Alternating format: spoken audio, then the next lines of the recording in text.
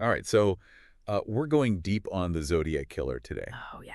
And, it's one of those cases that everybody's heard of. Right. But for this deep dive, we're going straight to the Wikipedia article excerpts. Okay. And we're to see if we can glean any new insights from that. Sounds good. So, what do you think?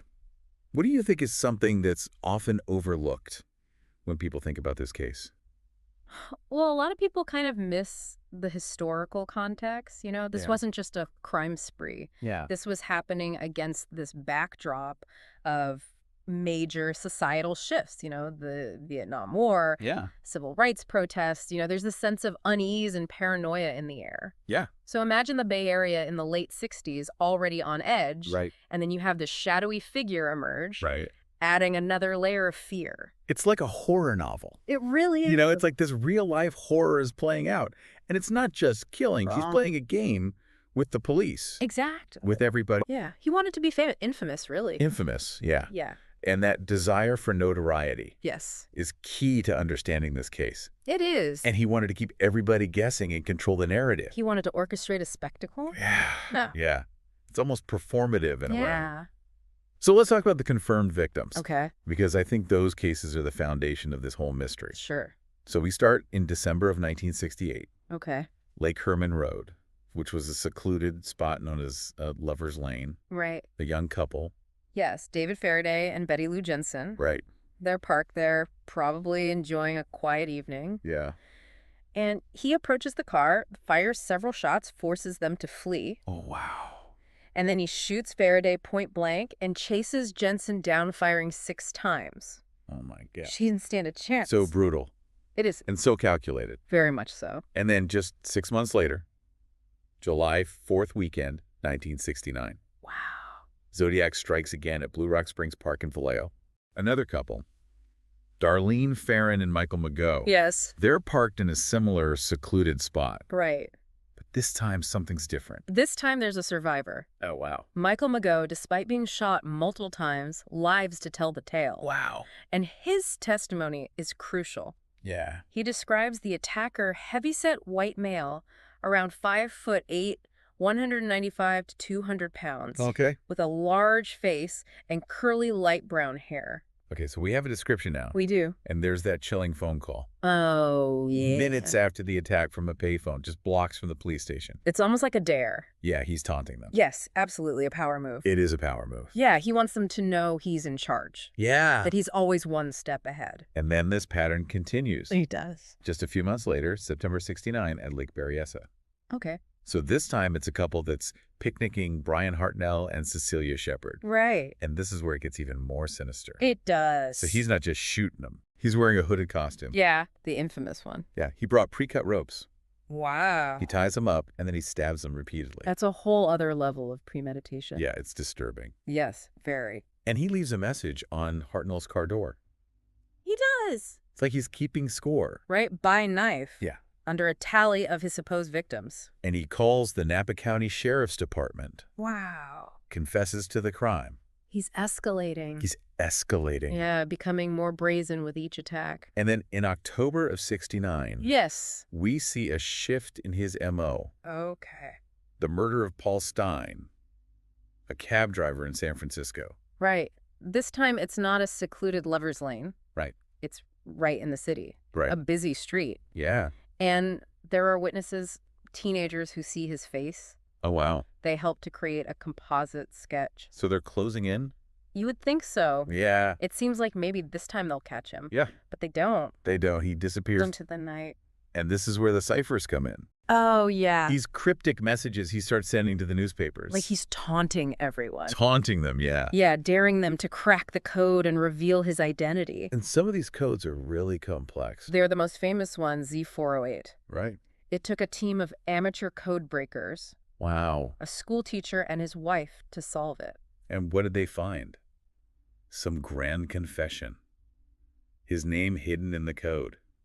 Not quite. It was more of a rambling, disturbing manifesto. Oh. He talked about killing for pleasure, about collecting slaves in the afterlife. Oh, gosh. It gave us a glimpse into his psyche, Right. but not his identity. So we've got these brutal attacks, these taunting letters, Yeah. these complex ciphers. Yes. It's also meticulously planned. It is. Was this guy some kind of criminal mastermind? Yeah. Or was he just really good at covering his tracks? That is the question that's haunted investigators for decades. Right. And to complicate things further, we had this huge number of suspects. Yes. By 2009, over 2,500 people had been investigated in connection with the Zodiac case.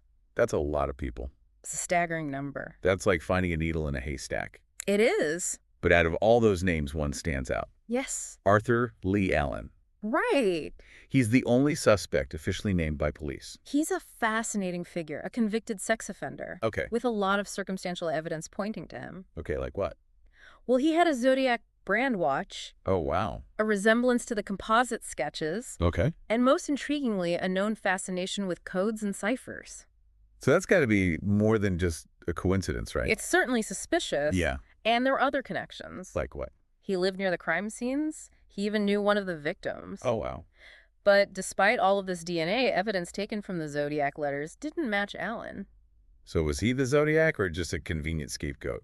It's a question that may never be answered, especially since he died in 1992. That's frustrating. It is one of the many frustrating dead ends in this case. Right. But Allen wasn't the only suspect. Right. There was Earl Van Best Jr., Gary Francis Post, and a whole host of others, each with their own intrigue and connections to the case. So we're going beyond Arthur Lee Allen now.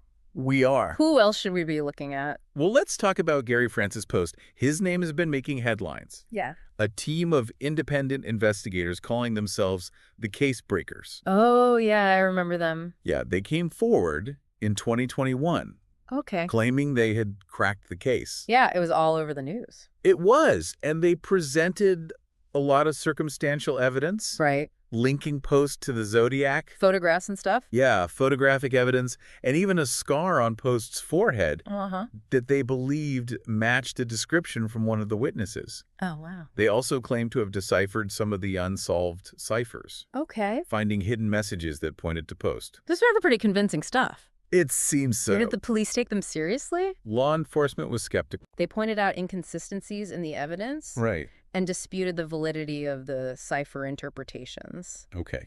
So officially, the case remains unsolved. Another dead end. It seems that way. It's like this guy was a ghost, just disappeared. Right.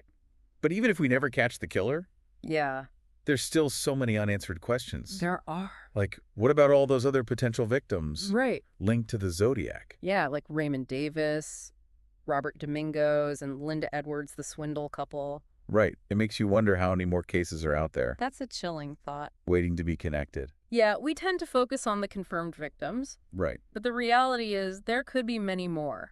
Yeah. And each suspected case adds another layer to this mystery. Right. One case that's particularly intriguing is the murder of Cherry Joe Bates. Oh, yeah. This is the one in Riverside. That's right, a couple of years before the confirmed Zodiac activity even began. And didn't the Zodiac mention some Riverside activity in one of his letters? He did, which is why this case has always been on the radar of Zodiac investigators. Right. Cherry Joe Bates was a college student found brutally murdered Okay. near the campus library, and her car had been tampered with, Oh, wow. which echoes the Zodiac's MO in some of the confirmed cases. Right. But the most compelling connection is a handwritten letter Okay. sent to the police and the local newspaper Okay. a month after her murder. So like a confession letter. Well, not handwritten, it was typed. Typed. Okay. But the tone, the chilling details about the crime, Wow. it was like the writer wanted to take credit to revel in the horror he had inflicted. And wasn't there a poem, too?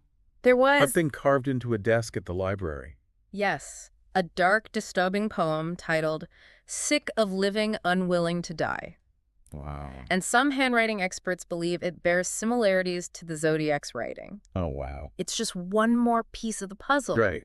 that makes this case so difficult to dismiss. So was Cherry Joe Bates the Zodiac's first victim? It's a question Or is it just a bizarre coincidence? that has fueled countless debates and theories. Right, and it makes you think about the timeline. Yeah.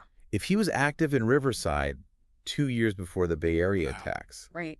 how many other cases might be out there It's a terrifying thought. waiting to be connected? And it makes you wonder, Did he evolve over time? Yeah. Did he start with less violent crimes, maybe even Okay. petty theft or vandalism, Yeah. before graduating to murder? It's possible. I mean, we tend to think of these serial killers Yeah, as having like a fixed MO, right. but in reality, they can evolve, Absolutely. adapt, become more confident, more brazen over time. They can. And speaking of brazen, Yeah. there's another potential victim we need to talk about, Okay. Kathleen Johns. Right. This case takes the Zodiac's MO in a whole new direction. Right, because now he's not just a killer. If it was indeed the Zodiac, Yeah. it suggests he wasn't just a killer, but a potential kidnapper. Right. A whole new level. It broadens the scope of his crimes It does. and adds another layer of fear to the story. Yeah. So what happened to Kathleen Johns? It was March 1970. Okay.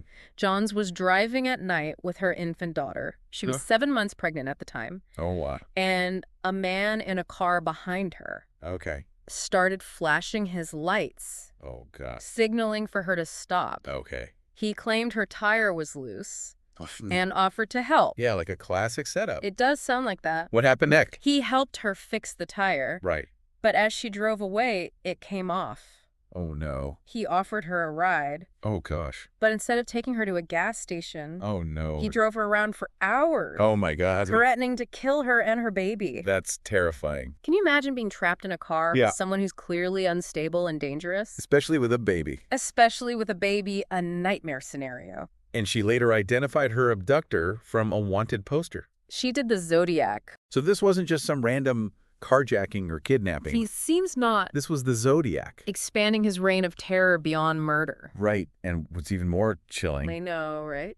is that he referenced the incident in one of his letters, He did to the San Francisco Chronicle. bragging about driving a woman and her baby around for hours. It's like he couldn't resist taking credit, Right. even for a crime he didn't complete. So the need for attention, Yeah? for notoriety, seems to be a driving force behind all of his actions. It does seem that way. But even if we can't pin down his identity, Right. can we at least try to understand his motive? That's the million-dollar question, isn't it? Why? What drove him to commit these horrific acts? Right. We know he talked about collecting slaves for the afterlife. Right. But what does that really tell us? It sounds like the ramblings of a madman. It does. But was it just a delusion? Right. A way to justify his actions? Or was there something more to it? Yeah. Some deeper, darker reason driving his killing spree? It's hard to say. It is hard to say. We're trying to understand the mind of someone Right. who's clearly disturbed, Clearly. someone who operated outside the bounds of, Right. normal human behavior. Right. But we can look for clues, Okay. patterns, Right. anything that might shed light on his twisted psyche. Absolutely. So let's play detective for a second. Okay.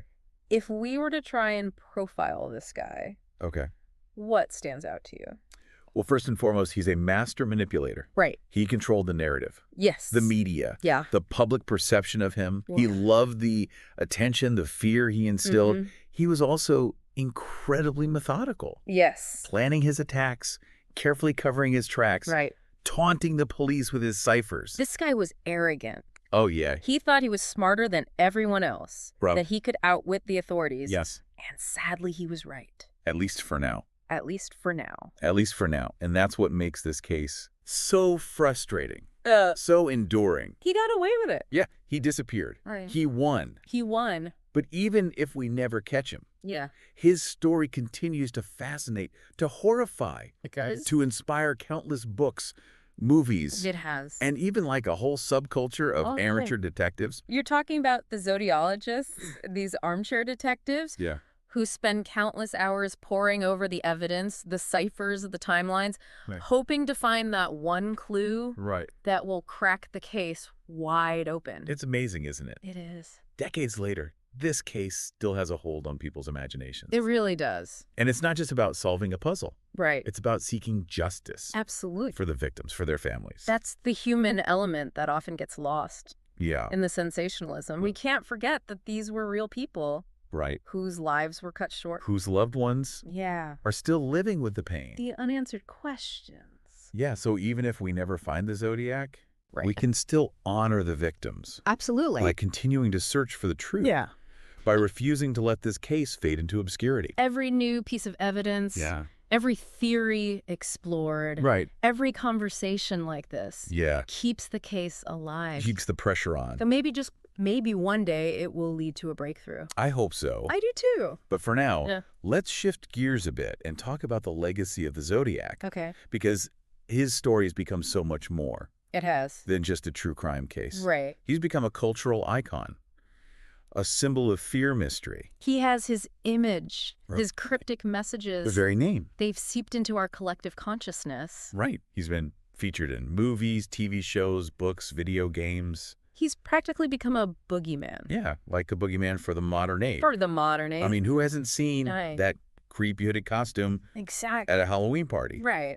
He's become almost a mythical figure, Yeah. larger than life. Larger than life, but in a way Right, that almost diminishes the reality right. of his crimes, the very real pain he inflicted on Someday. those victims and their families. That's the danger of sensationalizing a story like this. It is. You get caught up Right. in the mystery, the intrigue, Yes. and you forget. that real lives were lost. Right. Real people were affected. Yeah, and that's why it's important I agree. to keep bringing the conversation back to the victims, Absolutely. to their stories, Yes. to the ongoing search for justice. To the human cost of this case. Right. We can be fascinated by the mystery, Right. but we can't let that overshadow Right. the human cost of this case. Exactly. The victims and their families Yeah. deserve our attention, our empathy, Right. and our unwavering commitment Yeah. to finding the truth. It's a balancing act. It is. We can acknowledge the cultural fascination with the case Yeah. while still respecting the victims Absolutely. and the ongoing investigation. Why, of course. But speaking of the investigation, one element Yeah. that's always intrigued me What's that? is the Zodiac's fascination with ciphers. Yeah.